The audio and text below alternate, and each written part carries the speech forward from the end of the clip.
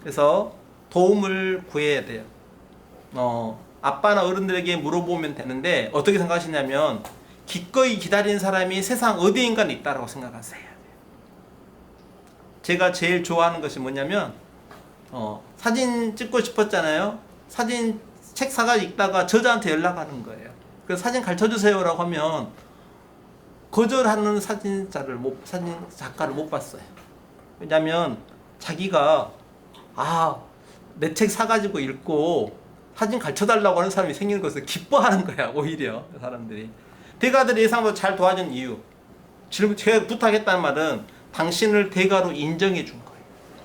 사람은 인정 욕구가 있거든요. 어느 누구나 날 인정해 주면 좋아해요. 그리고 질문할 때, 요청할 때도 진심으로 존경하며 그분이 쓴 책들 혹은 그분의 작품이 작품을 봤더니 이러이러한 면에서 너무 좋았어요. 그래서 이렇게 쓴 것을 배우고 싶어요. 이렇게 존경하며 존중하며 부탁했을 때 그분들이 너무 좋아했고요. 그리고 만약에 도움을 받았잖아요.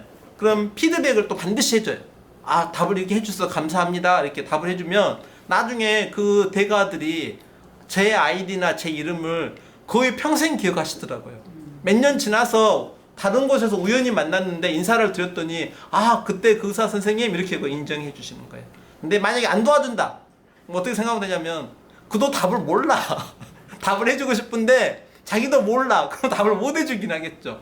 혹은 내 질문이 너무 무성의 한다던가 존중 안 했다던가. 그래서 벤저민 프랭클린 효과라고 하는데 대통령이에요. 정치를 하는데 너무 껄끄러운 사람이 한 명 있는 거야. 이 사람 때문에 계속 사이가 정치가 힘든데 어느 날 이 사람이 어떻게 했냐면 아주 희귀한 책이 한 권 있는데 그 책을 빌려달라고 했어요. 이 사람한테. 그러니까 책을 빌려줬어요.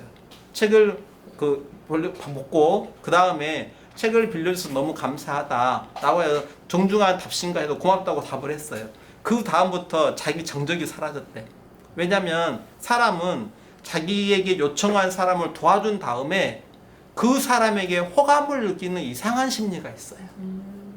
그러니까 제가 권사님한테 부탁을 했어요. 권사님 부탁을 들어주셨어요. 그러면 제가 권사님에게 호감을 갖는 게 아니라 권사님이 저한테 호감을 받는 이상한 심리가 있어요. 그게 벤저민 프랭클린 효과라 그래서 심리학에서 나와 있는 어떤 용어인데요.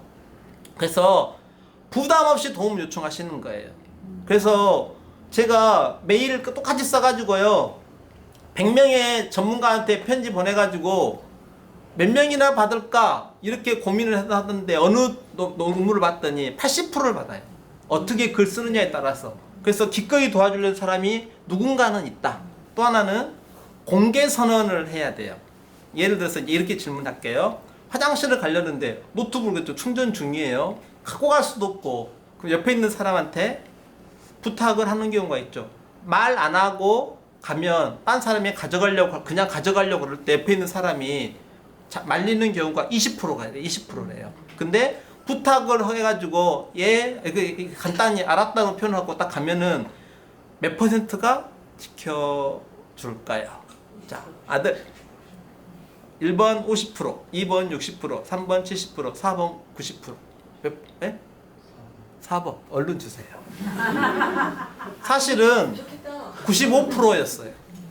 어떤 사람은 그 훔쳐가는 도둑놈을 쫓아가서 격투를 벌려서까지라도 지켜줬대요. 왜냐하면 자기가 한 말에 대해서 발언한 것에 대해서 책임을 지려고 하기 때문이에요. 이제 우리나라에서 6.25 때 전쟁을 하고 일부 미국인들이 북한에 잡혔어요. 근데 나중에 협상이 돼가지고 이들을 미국으로 데리고 가려고 그러는데 이 사람들이 안 간대. 공산주의가 너무 좋대. 그럼 공산주의 북한에서 어떻게 해가지고 이 사람들을 머리를 바꿨냐? 아주 간단해요. 교육을 시키는데 공산주의를 찬양하는 교육을 계속 시켜요. 들어와서 써내라 그래요. 내용을 요약해서 적어내라고. 안 적어내잖아요. 적어낼 때까지 교육을 반복해요. 1시간씩. 그러니까 나중에는 안 적어내면 피곤하죠. 적어내요.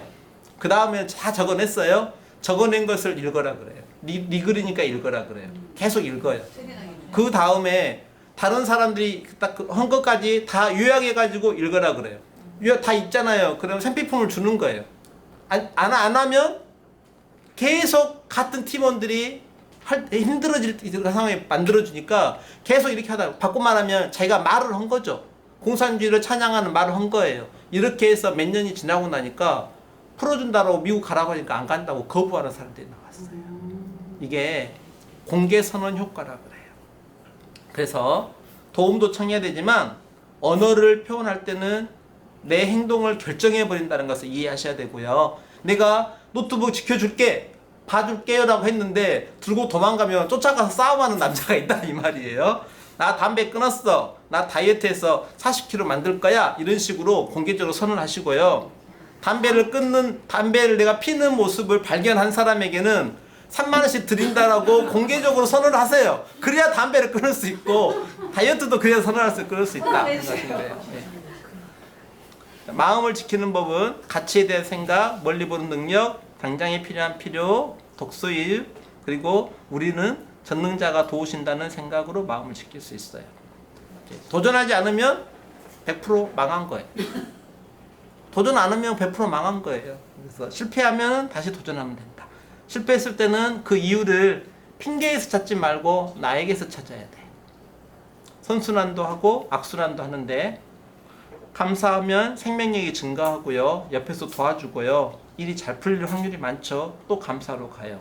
그래서 뉴스나 재벌 정치 보고 욕하는 거 하지 않으셔도 돼요. 자, 생각은 행동을 만들고 행동은 습관이 되고 습관은 결국 그의 신용이 돼요. 신용이 되면 결국은 돈은 따라서 온다라고 생각하시면 돼요. 그래서 해자를 만들었으면 좋겠어요. 해자는 이 성에 둘러싼 물이에요. 그런데 저희 병으로 말하면 왕간호사 선생님이 라인을 정말 잘 잡아요. 이것은 이분만이 가지고 있는 해자예요. 대처를 못해요. 이분한테 열심히 근무 잘해달라고 부탁을 해야지 이분을 자르기를 하겠어요? 구박을 하겠어요? 대기업 임원 확률 0.7%라고 그랬죠? 이 사람은 해자가 있는 거예요. 해자가 없으면 임원이 못 된다고 생각하시면 돼요. 해자를 만들려고 보니까 대기업보다는 중소기업이 더 유리하다고 생각하시면 되고요.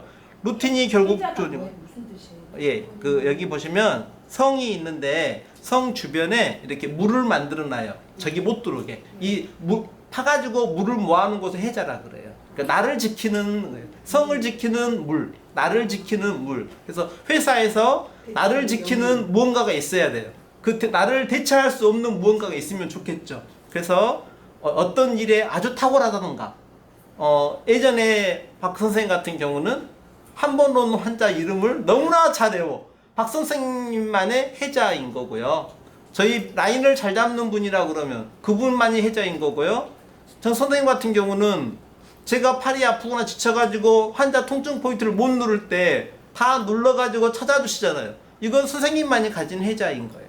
이렇게 해자가 있으면 결국은 해자를 갖춘 직원들하고 한 팀이 딱 됐잖아요. 그러면 이게 드림팀이 되는 거죠. 그러니까 환자분이 기적적으로 낫는 일이 벌어진다, 이렇게 생각하시면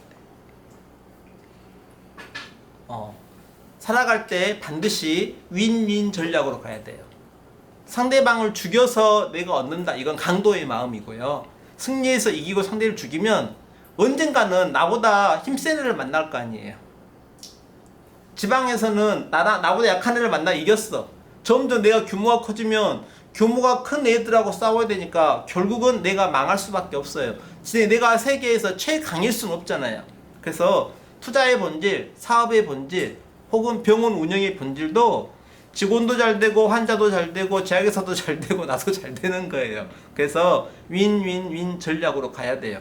재료 공급해주는 제약회사 직원, 손님이나 환자분, 국가 세금 나도 돈 벌기.